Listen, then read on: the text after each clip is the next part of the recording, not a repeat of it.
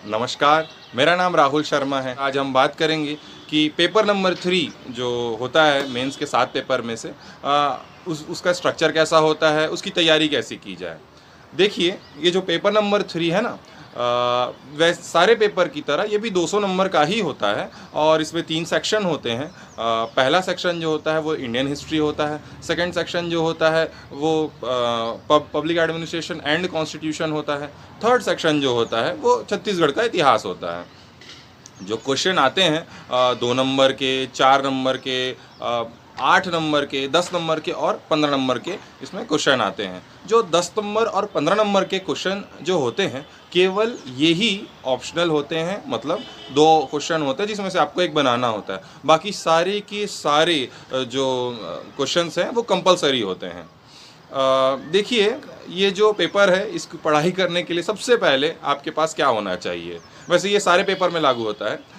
आपके पास सबसे पहले आपके पास जो आप नोट्स प्रेफर करते हैं, जहाँ भी आप सोर्स से पढ़ते हैं, नोट्स रखिए, बुक्स रखिए और सिलेबस और प्रीवियस ईयर क्वेश्चन पेपर ज़रूर रखिए। इसके बाद ही इसकी तैयारी शुरू हो सकती है।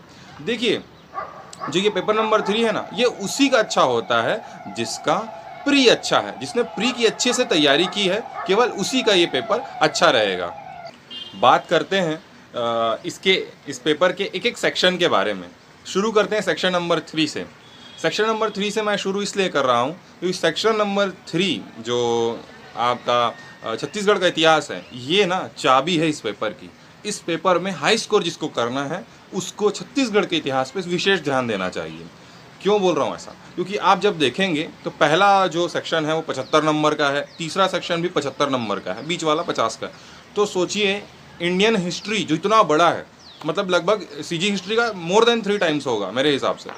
तो आप छत्तीसगढ़ हिस्ट्री जो कितना कम सिलेबस है उसमें भी 75 मार्क्स है, तो आपको इसको सबसे अच्छा कर लेना चाहिए।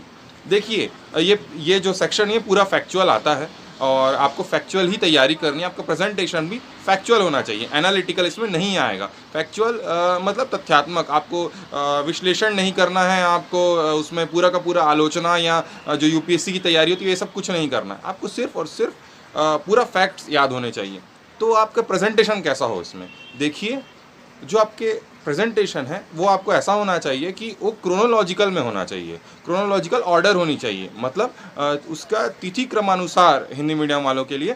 कि आप जैसे एग्जांपल से मैं आपको बता रहा हूँ, देखिए, उठाइए कि मॉडर्न जो छत्तीसगढ़ का इतिहास है उसमें रायपुर षड्यंत्रकारी केस हम लोग उठा लेते हैं। मान लीजिए इसका प्रश्न आ गया, तो आप इसको कैसे एड्रेस करेंगे? तो सबसे पहले ये क्या था, हम इसको देखेंगे कि ये क्या था, ये कब हुआ, पहले हम ये लिखेंगे। सेकंड में हम देखेंगे कि कौन कौन इसमें लीडर्स इन्वॉल्व थे, और थर्ड में हम लिखेंगे कि इसका रिजल्ट क्या हुआ। ये नहीं लिखना है कि रिजल्ट पहले लिख दिए या फिर हमको कुछ और याद आ रहा है वो लिख दिए, या फिर कुछ याद ही नहीं आ रहा तो कुछ भी इन्फॉर्मेशन उसमें डाल दिए। नहीं, एक ऑर्डर में लिखिए, तभी आपको फुल में फुल मार्क्स मिलेगा। या मान लीजिए 4 नंबर में आया तो आपका फुल में फुल नंबर मिल जाएगा। तो एक ऑर्डर होना चाहिए और एक ऑर्डर में ही याद करिए। आप याद ऑर्डर में करेंगे तो आप लिखेंगे ऑर्डर में। आपको वहाँ पर बैठ करके इतना समय नहीं होता कि आप ऑर्डर सेट करते रहें वहाँ पर मेंस के एग्ज़ाम के दौरान, बहुत टफ हो जाता है। तो इसको एक ऑर्डर में याद करिए। और प्री, जब जो लोग अभी प्री पढ़ रहे हैं, जो अभी मेंस के लिए बाद में देंगे मेंस, उनके लिए समझ लीजिए आप अभी से प्री को मेंस की तरह पढ़िए, क्योंकि ये पूरा का पूरा पेपर प्री इसका बेस बनाता है। तो आप प्री को बहुत अच्छे से कर लीजिए। ऐसा ना हो कि आपको क्वेश्चंस देख करके ऑप्शन में से आपको याद आ रहा है, ये नहीं होना चाहिए। आपको पूरा का पूरा लगभग यदि कोई टॉपिक आपके सामने आया तो आपको पूरा याद हो, और मेंस वालों के लिए भी यही लागू होता है। आपको पूरा याद रहना चाहिए, तभी आप वहाँ पर इसको अच्छे से स्कोर कर पाएंगे। Subscribe now and press the bell icon.